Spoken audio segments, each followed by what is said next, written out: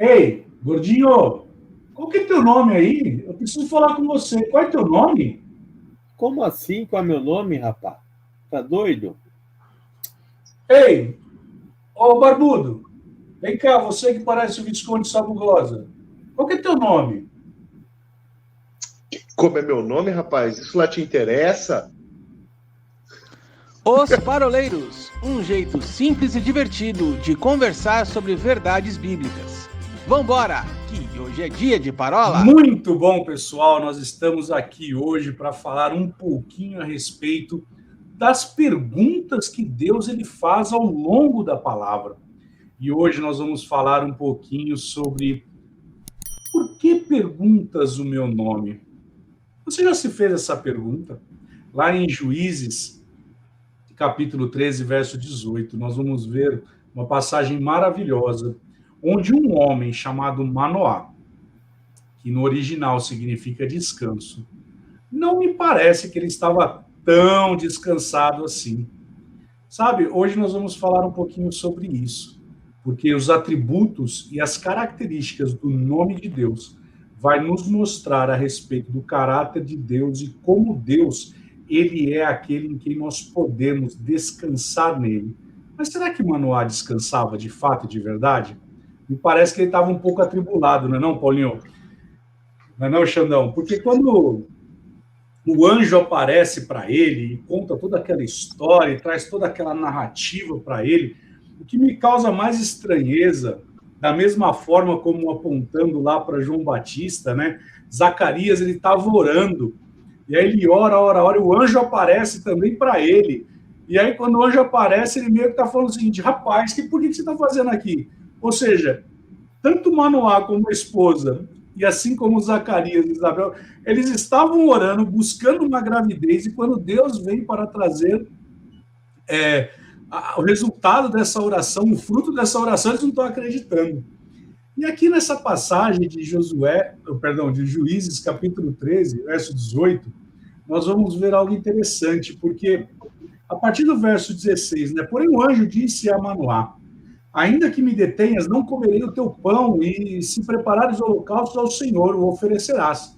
Porque não sabia Manoá, ou seja, o descanso, que o anjo do Senhor, que era o anjo do Senhor, perguntou então Manoá, olha o nível de incredulidade, né? Qual é o teu nome para que, quando se cumprir a tua palavra, te honremos? Olha que coisa maluca, né? Ele queria dar um nome para o filho do próprio nome do anjo. E aí o anjo responde: por que você quer saber meu nome? O meu nome é maravilhoso. E no original esse nome pode também ser tido como incompreensível ou assombroso. Então, Paulinho 04, estamos aqui hoje para falar a respeito um pouquinho disso. O que significa de fato aqui um homem que orou, buscou a presença de Deus, deveria estar descansando, como diz lá Pedro, né? Para que nós entreguemos diante de Deus tudo aquilo que é nossa aflição, nossas angústias, mas ao invés de ele fazer jus ao seu nome, ele ouve então a respeito: ei, eu sou maravilhoso. O que você tem a dizer isso para nós, hein, Paulinho? 04, e agora eu vou me ficar quieto aqui um pouco, porque afinal de contas hoje é um dia de libertação. Quer começar, Xan? Não, pode começar tranquilo. Você precisa concordar com alguma coisa. Não, vamos lá. Eu acho legal, Will, você destacar o significado do nome Manoá, né? Porque olha que coisa interessante. O nome da esposa de Manoá, da mãe de Sansão, não aparece. A gente não sabe o nome dessa mulher, né? Mas o nome de Manoá, né, o nome do pai de Sansão aparece, que significa descanso. Agora, a esposa de Manoá, ela faz uma identificação que Manoá não consegue fazer. A identificação é a seguinte: quando ela vai dizer para Manoá que ela foi visitada por esse anjo, ela diz o seguinte: olha, alguém da parte de Deus, né? Na tradução mais comum, um homem de Deus veio até mim, né? E me disse isso, isso e isso. ela teve o discernimento de quem havia vindo até ela, de que não era um anônimo, em nome de quem aquele vinha. Ela teve esse discernimento. E ao invés de Manoá descansar, né, o sentido do seu nome, em cima da informação que sua esposa havia recebido, muito pelo contrário, ele se inquieta com a informação que ela tinha recebido. Isso tanto é real que quando o anjo do Senhor aparece diante dele, ele faz exatamente as perguntas que já haviam sido respondidas para sua esposa, né? Então, isso é tremendo. O fato de que o descanso não conseguiu descansar, né?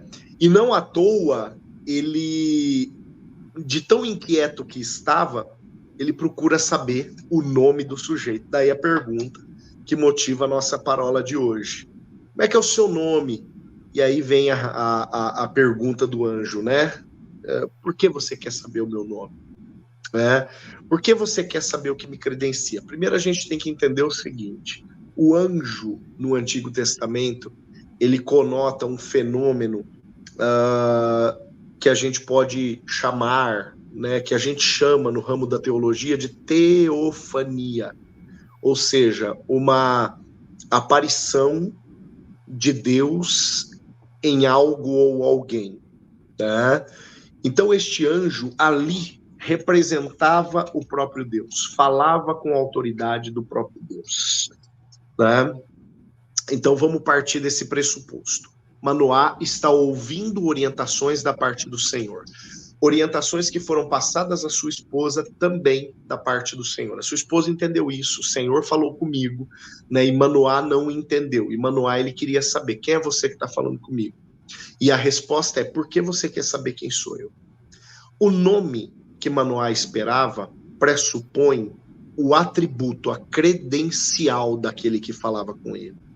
Não à toa a gente vê nomenclaturas de Deus no Antigo Testamento, e geralmente as nomenclaturas de Deus pressupõem credenciais de Deus, competências de Deus, qualidades de Deus em ambientes e situações distintas. Por exemplo, o Javé Jireh, lá do monte, quando Abraão estava prestes a sacrificar o seu filho, né?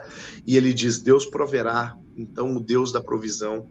O Javé Tsevaot, que é apresentado, o Senhor dos Exércitos, para o povo, quando o povo ia começar a tomada da terra prometida e precisava de um Deus guerreiro à frente dos exércitos, à frente do povo para as incursões militares que começariam a acontecer. O Javé Rafá, quando né? O Javé Sedequeno, o Deus que proporciona a justiça para o seu povo, o Deus legislador, o Deus do Pentateuco, enfim, qualidades de Deus que são, e outros, né? Qualidades de Deus que são outorgadas a ele, que são elementos identificadores de quem é o Senhor, e que dizem qual é a credencial daquele que fala, daquele que legisla, daquele que providencia, daquele que provê, daquele que faz, daquele que luta, né? Enfim, identidades de Deus que dizem respeito ao poder dele e à sua onipotência. O que Manoá queria saber era justamente isso. E a resposta, ela vem englobando tudo isso, né? A resposta do anjo vem englobando tudo isso. Por que você quer saber meu nome? Visto que o meu nome é maravilhoso, ou seja, ele é tão grande que é incompreensível. Ele é maior do que tudo isso, Manoá, que você espera que eu responda para você, que eu responda para você, né? Manoá estava esperando uma resposta. O anjo deu a resposta muito maior, dizendo, ou deixando claro da parte de quem ele estava falando. E isso daí você vê que foi a resposta que para o Manoá resolveu o assunto, né? Quando o Senhor, através desse anjo, identifica-se como maravilhoso, o assunto é resolvido, porque logo em seguida Manoá, ele resolve que ele vai fazer um sacrifício. Ele resolve que ele vai pegar um cabrito e ele vai preparar algo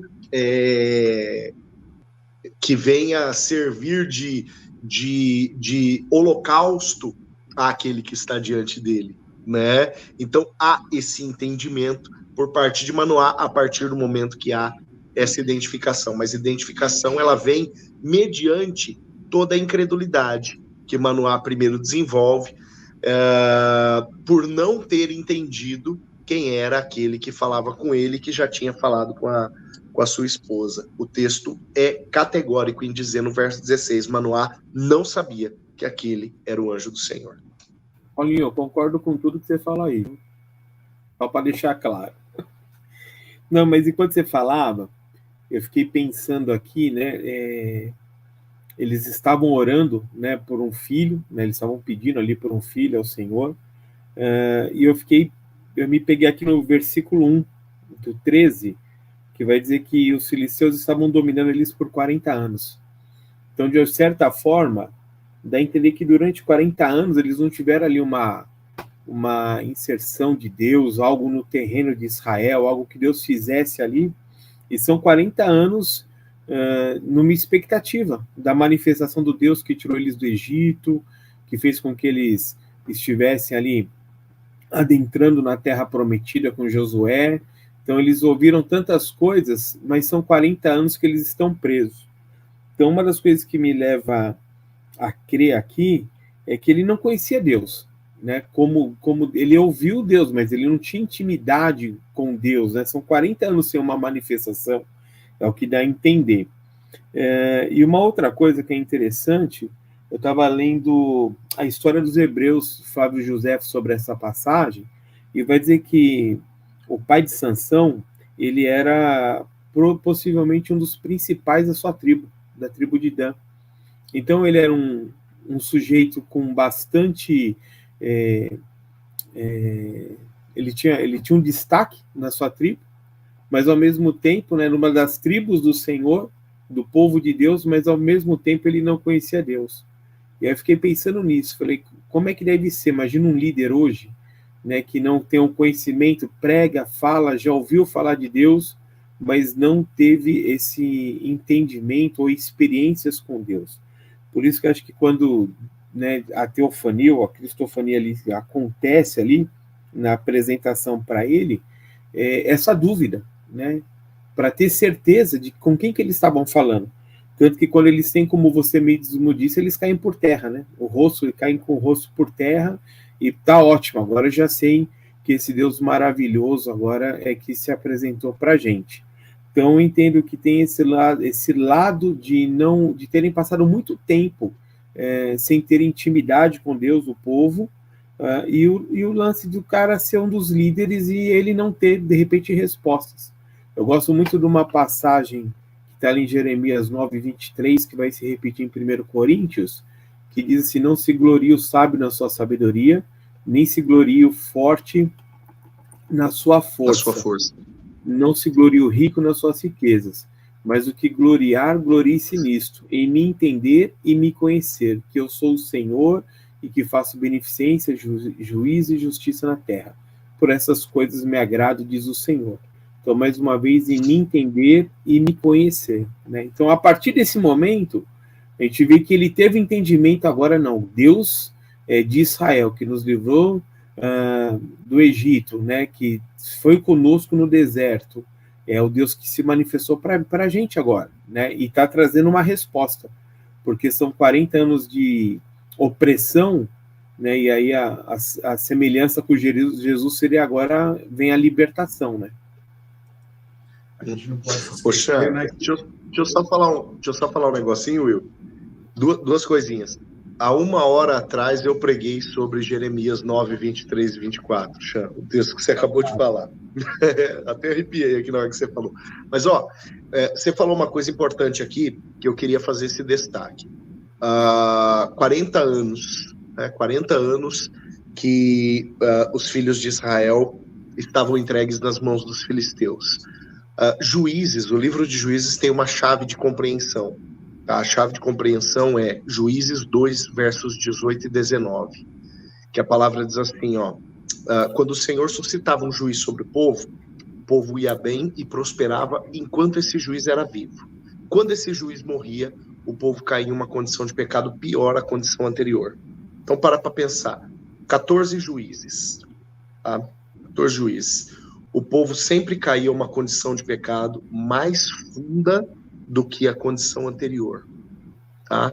Então, 40 anos, tendo já esse povo caído algumas vezes por conta da história de juízes que já haviam passado, até a vez de Sansão levantar-se como juiz sobre o povo. Né? Então esse povo já tinha caído em uma condição de pecado e de desconhecimento de Deus. Então, é muito legal esse destaque que você fez, Xandão, para deixar claro o distanciamento, né, que esse povo estava de Deus, tanto pelo pecado e pela condição pior, né, em referência às outras quedas. A pior condição que esse povo já tinha chegado era esta nesse momento, né? E o distanciamento por conta do tempo, 40 anos sem ouvir a voz de Deus. Era só esse destaque que eu queria fazer, Will. Então, na verdade, eu ia citar o texto para ser mais bíblico que você aqui, porque a Bíblia vai dizer, lá em Juízes, né, lá no início... Usei um monte de texto aqui, pô. Não, você não usou, você contou tal. O que eu fiquei, assim, arrepiado é que nós citamos até Flávio Josefo. Você percebeu que quando o Arthur não está aqui, o nível é outro, né? Citamos Flávio Josefo, está um outro clima, está um negócio mais light aqui. Não, mas eu ia falar justamente isso, porque no início do livro de Juízes, nós vamos ver que uma geração inteira ficou sem ouvir falar sobre os prodígios e os feitos do Senhor. Né? Então, isso já traz uma percepção desse próprio distanciamento. E isso é tão sério que o Xandão falou um negócio bem interessante, que ele falou, olha só, ele era da tribo de Dan, ele era o líder da tribo de Dan, e aí existe um sarcasmo aqui bem interessante, porque ele acaba de ter essa experiência com o anjo, e aí, no verso 21 diz assim, nunca mais apareceu o anjo do Senhor a Manoá, nem a sua esposa. Então Manoá ficou sabendo que era o anjo do Senhor. Disse Manoá à sua mulher, certamente morreremos, porque vimos a Deus. Só que eles estavam orando justamente para ter um libertador. Ou seja, eles estavam orando para que viesse abrir a madre da esposa. E Deus vem, através da teofania, ou através da cristofania, não vem ao caso isso, e aí Deus fala, olha, então, você vai ter um filho, e vai acontecer isso. Manoá está tão desacossoado com as coisas que ele não entendeu ainda, porque agora ele está falando assim, agora nós vamos morrer. Aí a mulher dele, né, na Bíblia Revista e Atualizada pelos Faroleiros, já está disponível na Amazon, diz assim, se o Senhor nos quiser matar, não aceitaria das nossas mãos no holocausto e a oferta de manjares, nem nos teria mostrado tudo isso. É como se ele estivesse falando, Manoá, pelo amor de Deus, Manoá, presta atenção no que está acontecendo, você é lerdinho, Manoá, presta atenção, pega no tranco, homem, sabe? Isso é tão sério, porque o que o Xandão falou é verdade, o cara era um líder, mas ele não tinha relacionamento. E essa falta de relacionamento com Deus fez com que ele se distanciasse de forma tão tremenda, que lá em 1 de João vai dizer que aquele que não é aperfeiçoado no amor, ele vive em temor. Então, eu posso dizer que aquele que deveria viver no descanso, hoje ele vive no temor. E se eu sei que nós falamos disso no segundo bloco, sempre com um efeito prático a respeito, mas preste atenção numa coisa, em 1 Pedro 5,7 vai dizer assim, que nós devemos lançar sobre ele, né, sobre Deus, todas as nossas angústias, que ele vai cuidar da gente. Então, ou seja, eu vou descansar nele. Eu vou descansar. Aí Deus me dá a palavra ela é estabelecida nos céus, e ainda eu fico duvidando daquilo que Deus falou para mim. Eu fico num nível de dúvida sobre o caráter de Deus. E eu gosto quando nós vamos falar a respeito de que qual é teu nome? Ele é maravilhoso. E nós podemos pegar lá o texto de Isaías, qual é o seu nome? Maravilhoso, conselheiro, príncipe da paz, paz da eternidade. E aí nós vamos citando todos os atributos de Deus que aponta para Jesus. Então, ou seja, é como se Jesus estivesse aparecendo para ele, falando, rapaz, eu sou o teu maravilhoso conselheiro, descanse em mim, porque o meu jugo, ele é leve, ele é suave, Sabe, você não está entendendo, Manoá.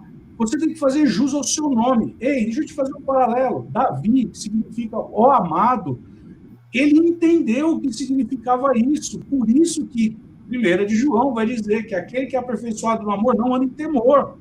E você está andando em temor. A esposa vira para ele e exerce um papel que, veja, não quero soar estranho aqui, mas esse papel sacerdotal de chamar para perto, para exortar, deveria ter sido de Manoá. E agora a esposa exerce um papel que deveria ser de Manoá. Então há uma inversão de valores sobre o caráter e o atributo que esse homem deveria ter em relação a Deus. Olha que coisa maluca isso. E aí, essa bronca, né? Essa exortação que a esposa de Manoá dá, ela fala o seguinte: nem nos teria revelado tais coisas. Ou seja, meu amigo, você não entendeu absolutamente nada. Nada. E aí Deus diz assim no verso 24: depois deu mulher à luz a um filho, e lhe chamou Sansão. E o Senhor o abençoou, e o Espírito do Senhor passou a incitá-lo. Veja, olha como as coisas são. Esse homem, ele orava, ele não cria naquilo que ele estava orando. Eu creio, Paulinho, pode ser um negócio bizarro que eu vou dizer aqui, mas essa oração, ela só foi atendida porque essa mulher era uma mulher de fé, e não porque era Manoá. Porque quando o anjo aparece, ele pula fora, ele fala: rapaz, eu vou morrer. Aí ela fala assim: não, você não entendeu nada. Você não entendeu absolutamente nada, né? É uma conjectura que nós vamos começar a refletir a respeito do caráter de Deus. E lá em Hebreus vai dizer assim: pela fé entendemos. Ou seja, eu tenho uma percepção espiritual, mas é na minha mente, na minha consciência. E aqui nós estamos falando da velha aliança, não estamos falando da nova. Então, na velha aliança, essa mulher já tinha uma percepção. Imagina nós que já estamos na nova aliança. Não, mas é bem interessante, assim, como é que Deus apareceu para ela, né? E aí, assim, já para preparar o pulo para o próximo bloco, né? Quando a gente olha para a igreja hoje, a igreja muitas vezes ela é composta mais de mulheres do que de homens. E talvez as mulheres sejam um pouco mais sensíveis, né, em aceitar, né, que nem Isabel, que nem Maria, né, que nem as mulheres que você foi citando aí na sua explanação, Dr. Wilson. E você, Paulinho, você concorda? Não, o Chan ele falou algo que eu ia tocar, né? A própria realidade de Maria e José foi muito parecida com essa, né? José, que deveria ter um posicionamento sacerdotal, né?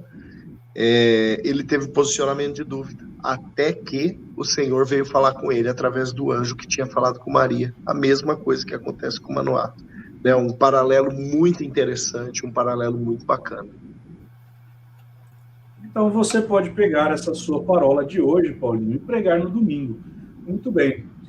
Pessoal, vamos terminar esse primeiro bloco aqui. Você viu que hoje foi um bloco muito mais cultural, citamos Flávio Joséfo, e o nosso querido decano hoje, ele deu o cano na gente, ele não quis estar conosco hoje, não é verdade? Dizendo que está no seu período sabático, de férias, feriado, o que seja.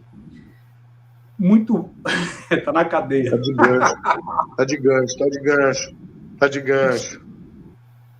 Pessoal, muito obrigado por estar aqui conosco nessa primeira parte dessa parola. Aliás, a gente não falou qual que é a parola, né? A parola 150 e for que parece girafa.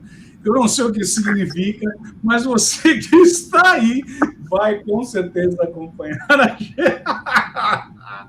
Ai, vai todo mundo pro pote. No próximo parola é certeza que só vai estar o Arthur aqui. Então, siga nas nossas redes sociais. Processo seletivo para paroleiros 2023, segundo semestre, vai estar aberto a partir da próxima parola. Você que está nos assistindo, você que está nos ouvindo, manda seu currículo para osparoleiros@gmail.com. Estamos com o processo seletivo aberto. Você que gostou dessa parola, desse primeiro bloco, curta nas nossas redes sociais, no Facebook, no Instagram, também no YouTube, nós estamos lá. E você que gosta de ouvir as nossas parolas e dar uma risada bem gostosa como essa, nós também estamos no Spotify, no Deezer e no Amazon Music. Curta, compartilhe. Nós nos vemos no próximo bloco. Até lá.